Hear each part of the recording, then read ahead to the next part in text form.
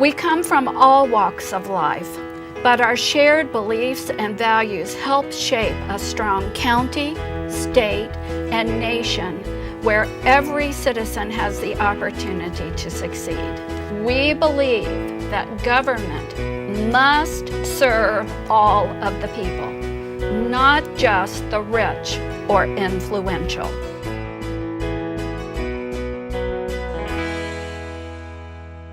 Hello and welcome to the Wayne County Democratic Party's informational series, It's a New Day.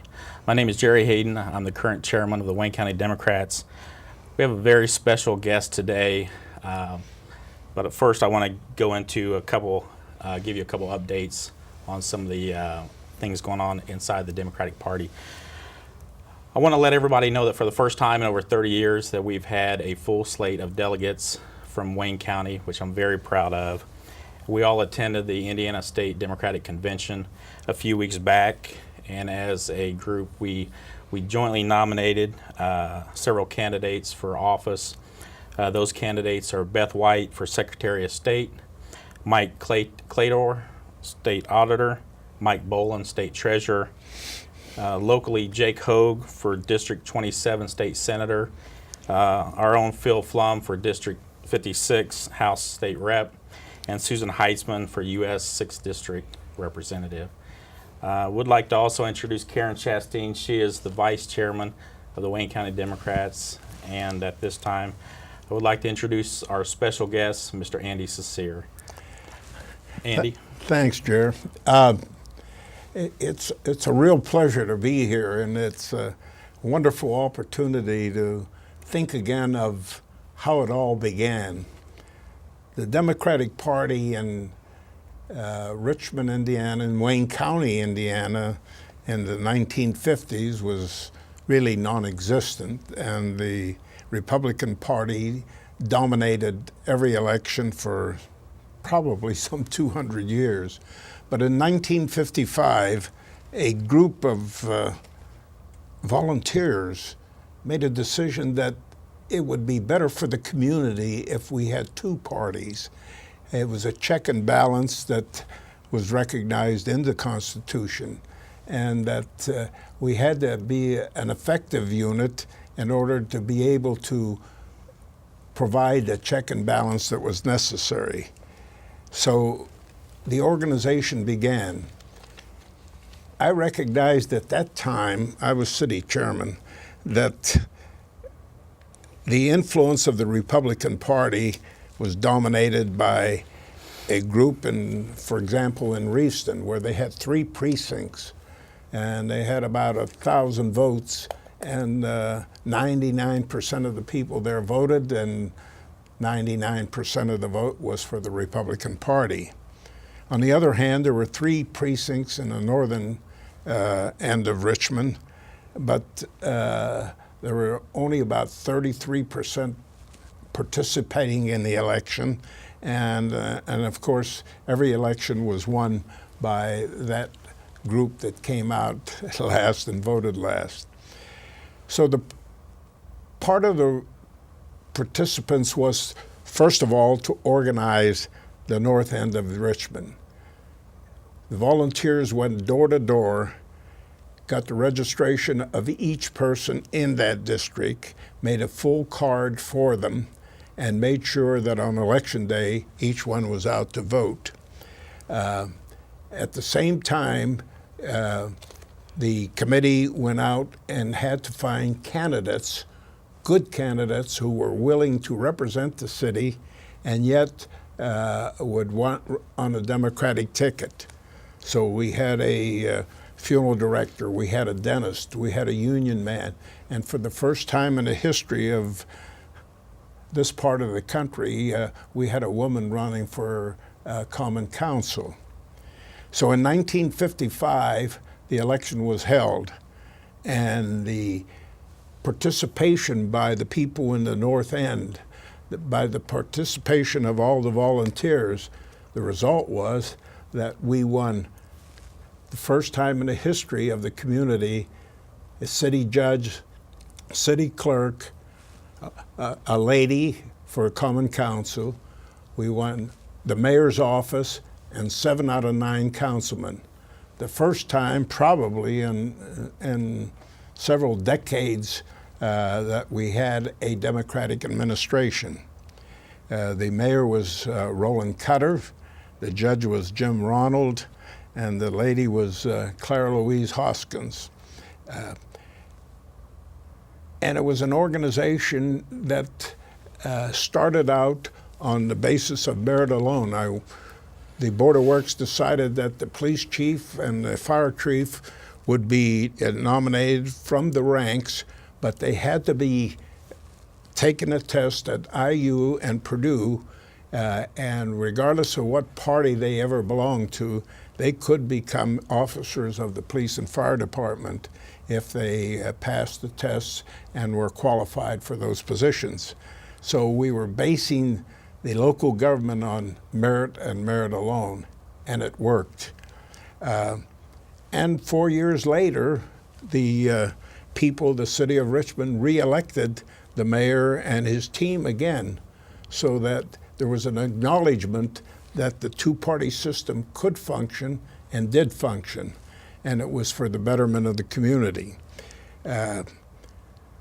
The Democratic Party in the city then was out for 4 years and then came back with a Mayor Byron Clutie, and they were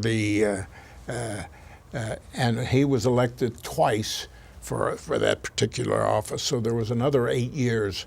So there was this continuity of the two parties sharing the responsibility for the government of this community. And it worked and it functioned. And through the 1970s, we had the most prosperous time in the history of Richmond. And it was led by people who were interested in working for the community and were not solely interested in their own advancements.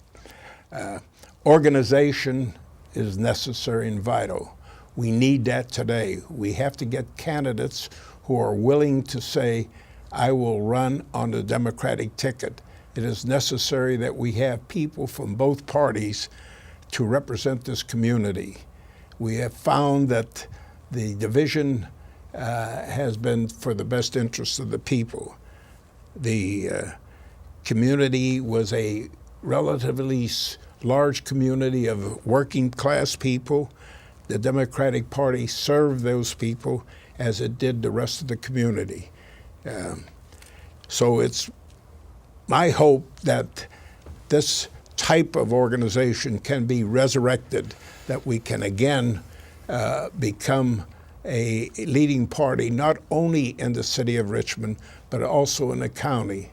It seems to me that the county would be more reflective of the wills of the people if we had representatives from both parties, other than the continuity of the self-serving people in the courthouse.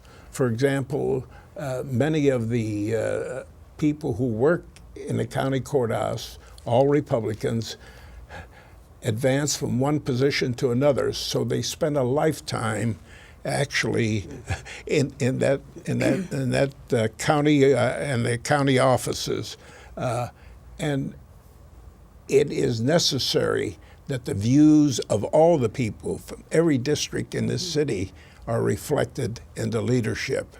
And that can only come about is if you have two effective parties.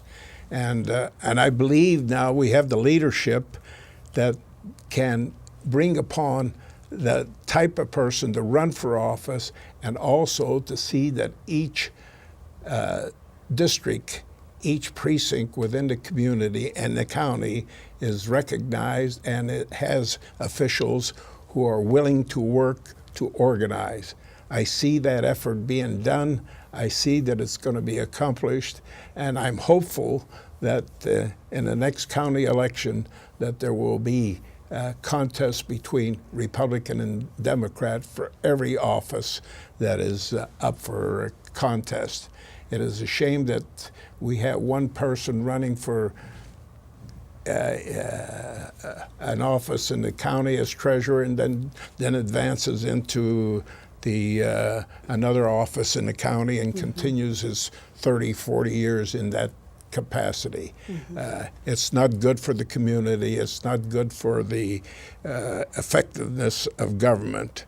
The two-party system is what gives the democracy its thrust, which gives it its sanctity, and which gives it the time to bring on the best effort for the whole community. And once, especially locally, once the offices are and the official election is over, the whole effort should be on the growth and development of that unit of government, because this is where the people are, and this is where we are organized. This is where we must be in order that we can enlarge the betterment of the city. This city needs help. This county needs help, and it needs help for the middle class. My concern as a leader and my concern as a citizen is that we are losing the middle class in this community. And if we lose the middle class, we're going to lose the ideals of democracy. And there has never been a vital democracy in the world that didn't have a middle class that was strong enough to absorb the burdens of that community. And the leadership that we have now is dedicated to that purpose, in my opinion. And hopefully we can get people who will volunteer to participate by running for office. There are so many good people who are out there who are capable and who can make a contribution. And I would hope that you would do so. I found that the years that I've been involved in that thing have been the happiest part of my life, and what I think have been the real contribution that I have made to the community. And I'm looking forward to see that happen again. And we have the people to do it, and we have to organize each precinct. We have to get everybody a chance to vote, and we have to be sure that we have representatives who are capable of handling the office and who will be a benefit to the community. And I see that, and I would hope that the people, the citizens of Richmond, can recognize what we did have, what we have had, and how it has been improved by a two-party system as distinct from a one-party system that existed in 1955 when we became involved. At that time, there was probably 5 families that controlled the entire community. I mean, we had the newspaper under control of one man. We had a telephone company owned by one family, and this group also dominated all the principal community activities, such as Board of Directors of Reed Memorial Hospital and other institutions that served the entire public. And that type of government has never worked, and it shouldn't work in the United States of America. And we've fought wars to maintain it and to sustain it. And I'm hoping that we can, again, resurrect it to the extent that it will be a society that is representative of all the people from the north end, the east end, the south end, and the west side, rather than just one particular district. And so when you get a chance to sign up, don't hesitate. And above all, every time there's an election, please go out and vote and manifest your interest in the community and in democracy. I think that's would be my legacy, Jerry, that I did play a role. We had the first real democratic administration in the history of this part of the world, and that it was done by primarily volunteers. And I would say to you, and I remember now as I said to you before that I think the most money we could raise at that time was $4,000, and that was from the pockets of many working people. And there was an incident when they brought up one of the big corporations in town brought up a man from Cincinnati to run their ads for this campaign, that first campaign. And they talked about the gentleman who was running on a Republican ticket who owned a floral shop on Main Street, and that each morning he would walk up and down Main Street, and he had a flower in his boutonniere, and that he would acknowledge the people, and he would walk his dog up and down the street. That seemed to be the credential for his being mayor of the city at that time. And I remember that in some way to counteract that, I remember there was a little 5 and dime store that had little buttons with a little wire on them, and they looked like a little red dot. And so I bought about 200 of those. And so I went to the street department, and I went to the gentleman who worked on the garbage trucks and so forth, and gave each one of those buttons. So we all had our buttons in our boutonnieres for a day. It was kind of a funny thing to do, but at the same time, they spent $20 million, I think, to have this man come up from Cincinnati to write their pieces in the Palladium Item, and which we had to challenge. And I remember the newspaper at that time, they would look at my drafts of our advertising and say something like, well, we got to scratch this out because it's political. And I would admonish them that, yes, we were in a political game, and that it was necessary to make a point. But that was the only way we could advertise, though, was with the paper at that time, and they dominated the news at that time. And but it was the common, ordinary person and the volunteer that did the job. And you can recruit those type of people again. They're there, they're willing to work, they're willing to do it, and they're the most capable, they're the most honest, and they're the most effective. They know their neighbors. So you've got a job ahead of you, but I think that's something that can be and should be accomplished, and I think you are the people who can get it done, and I'm looking forward to that. Thank you, Andy. We're working on it. Thank you. Andy, I have a question. I think one of the biggest challenges that I've had since I became the chairman, I think it's a challenge for Karen too, is when we talk to people about running for an office, the first thing they say is that politics, it's toxic. How do you get over the toxic atmosphere? Well, I think one way to do it is to point out some of the people who were involved in it. You see, there was a Roland Cutter who was a businessman, had gone to college, who had a family, had been here for several generations, very honest, integrity, and so forth.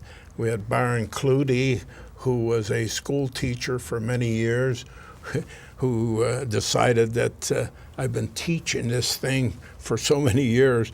Now I want to see if I can participate in it, and volunteered and gave up his job with the education of the children and went out and ran for office. And I remember Byron especially, and he came to see me about running, and I says, oh yes, next year we're going to need a new councilman. And he says, no. He says, I want to be mayor. And I says, well, you might have opposition from that. And he says, well, that's fine. Now here was a man who grew up in Richmond, who had been teacher in his school system at the high school, who decided that he was going to run for mayor. He wanted to be a participant. He went from door to door to door every night after school for months. And he visited every home, that's literally every home in the city of Richmond. and he won the primary from the man who had been mayor before him. And then he ran against a gentleman who was very well known in the community, a businessman, and beat him by, again, going and knocking on doors, door to door. I can assert without any question that he visited every home in the city of Richmond, literally. And every night he would be after school, he'd don his walking shoes and he was gone. And he spent 3 hours until it got dark and so forth. So those were the people. And then look what happened when Barn became mayor. We had this explosion. We had one of the great tragedies of this community. And that leadership, what it did to resurrect this community, to rebuild the west side of our main street. We got Elder Bierman to come here to locate a department store. I remember trying to induce them to come, and they would say, well, you guys are all wet because all department stores now are going to malls instead of going down into downtown areas. We're leaving downtown areas, and you want us to go to Richmond, Indiana? I decided we're going to write some industrial revenue bonds, and went to Wayne Stidham at the bank, and he says, don't worry, we'll get the money. We'll buy the bonds. Well, I'll buy Second National Bank will buy 40% of them. I'll get the First National Bank to buy 30%. We'll get the building and loans to buy 10% each. That type of community activity, you see. And there was nothing to do with the political party you belonged to. It had nothing to do with whether you were a banker or whether you worked on a streetcar or whatever. It was all for the good of the community, and we located them. They've been here now 40 years, right? And it's the anchor for that whole part of Main Street that was suffered so much during that explosion. Mm-hmm. And then Byron Clutie, when he first got in, the first thing he did was to provide for the housing authority. We had no housing authority at that time. And we also decided that the housing authority was going to be not only in the north end of Richmond, as many people wanted, but it had to be on the east side, the west side, the north side, and south side. The result was that we able to introduce those children into the public school system without busing or anything else. We never had a problem with that in this community, because of the efforts of that type of leadership. And we were able to hold the Indiana company, the gas company, accountable so that we got a complete new set of pipes throughout the whole city after that explosion. Wow. And it had been neglected for years. Some of those pipes had never been changed since 1985, so that the effect of a Democratic Party can be that it can level the playing field, you see, so that it's more representative, in my opinion. Mm-hmm. And I always remember the phrase from whence I came, and I come from a working class family, and I know that we had to endure, and we did endure, and that we did grow, and that America did provide us an opportunity. But it came about because of organizations like you're dealing with today, like a Democratic Party, to make sure that all sides are participants in this democracy. Wow. So Andy, I think your point to me and to our party is it took hard work and volunteerism back then, and it's definitely the same thing today. We have to convince local people that it's the right thing to do. No question about that. And there are people who will do that. I'm confident of that. But they have to be shown that there is an organization Most of the people initially, when I was trying to contact them, well, I'm not going to run on my own. And I said, well, no, this is going to be a party. And then you had to make it a party in the sense that you had one ticket, you had one group, one political effort, one money-raising effort, and it represented the team as distinct from representing one person or one group of candidates, you see. Right. And it's there, and it's capable of being done, and you people certainly are very, very capable of doing it, and I think there's a tremendous need for that at this time. The city of Richmond needs to resurrect its middle class, because without a middle class, no democratic institution has ever existed in the history of man. I've studied history going back to the Roman Empire. They had a republic, and the Greeks did too, but they had this solid middle class. And once the middle class was gone, then you got the dictatorship types of government or leadership by a few. And we can't endure that anymore. Well, Andy, I definitely want to thank you for being our special guest today.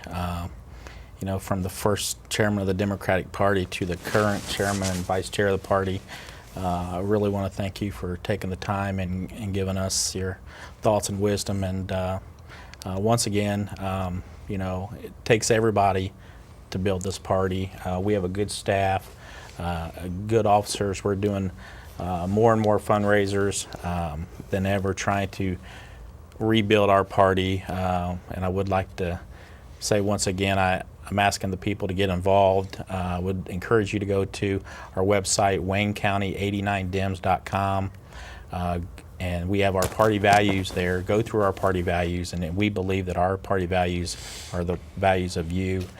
Send us an email, give us a call, join us. We have our monthly meetings there also.